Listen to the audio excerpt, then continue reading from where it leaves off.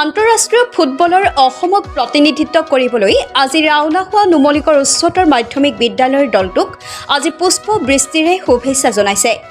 নতুন দিল্লীত অহা ৩১ আগষ্টৰ পৰা ১১ ছেপ্টেম্বৰলৈ হ'বলগা আন্তঃৰাষ্ট্ৰীয় সুব্ৰত কাপ ফুটবল খেলৰ বাবে অসম দলক প্ৰতিনিধিত্ব কৰিব লগা নুমলীগড় উচ্চতৰ মাধ্যমিক বিদ্যালয়ৰ ফুটবল দলটো নতুন দিল্লীলৈ বুলি আজি নুমলীগড়ৰ পৰা ৰাওনা হৈছে। নুমলীগড় উচ্চতৰ মাধ্যমিক বিদ্যালয়ৰ খেলপথাৰৰ পৰা যাত্ৰাৰ কালত আনুষ্ঠানিক সম্ভাষণ জনোৱা হয়। আজি বিদ্যালয়খনৰ তৰফৰ পৰা পুষ্পবৃষ্টিৰে আন্তৰিক সম্ভাষণ জনোৱাৰ লগতে খেলুৱৈ দলটোক কিছু খাদ্য সামগ্ৰী প্ৰদান কৰা হয়। আজিৰ সম্ভাষণ অনুষ্ঠানত ৰাজ্যিক ফুটবল ৰেফাৰী দীপেন শইকীয়া নুমলীগড় উচ্চতৰ মাধ্যমিক বিদ্যালয়ৰ তৰফৰ পৰা সম্বৰ্ধনা জনোৱাৰ লগতে প্ৰবীণ খেলুৱৈ ৰিণ্টু দত্তই বক্তব্য প্ৰদান কৰে। বোকাখাতৰ পৰা বুবুল দত্তৰ ৰিপৰ্ট লাইভ অসম। অনুষ্ঠিত হৈছিল ৰাজ্যিক দুহিতে নুমলীগড় উচ্চতৰ মাধ্যমিক বিদ্যালয়ৰ দল চেম্পিয়ন হৈছিল। এই চেম্পিয়ন হোৱাৰ সূত্ৰে নুমলীগড় উচ্চতৰ মাধ্যমিক বিদ্যালয়ৰ দলটোৱে অসমৰ হৈ সুব্ৰত কাপ ফুটবল দিল্লীত খেলিবলৈ সুযোগ লাভ কৰিছে।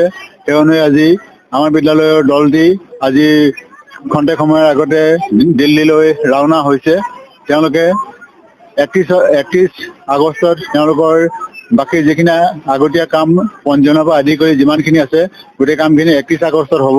তাৰপৰা ১ অক্টোবৰৰ পৰা ১১ অক্টোবৰলৈকে খেল হ'ব। লীগ ভিত্তিত যিখিনি খেল হ'ব, খেল হোৱাৰ পাছত আশা ৰাখিছোঁ আমি যে ফাইনেল খেলত অন্ততঃ জয়লাভ কৰিব বুলি আমি আশা কৰিছোঁ।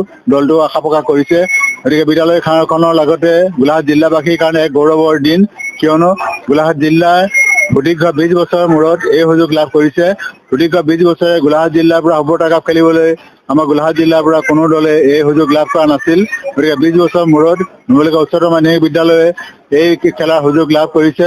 গতিকে দলটো তেওঁলোকে সুব্ৰত কাপ খেলাৰ লগে ১৬জন খেলুৱৈৰ লগতে বিদ্যালয়ৰ শাৰীৰিক নিৰীক্ষক ৰবীন দত্ত ছাৰ তেওঁ মেনেজাৰ হিচাপে গৈছে আৰু আদিত্য শৰ্মা ডাঙৰীয়া তেওঁ মুখ্য কোচ হিচাপে গৈছে।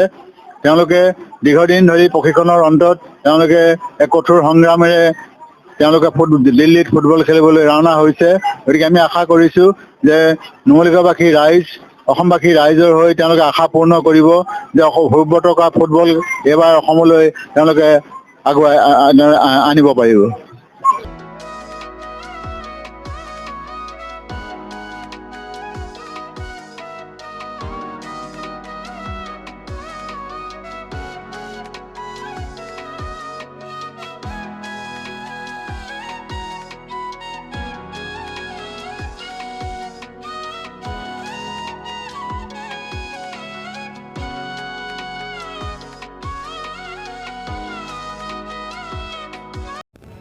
Reporter live Assam.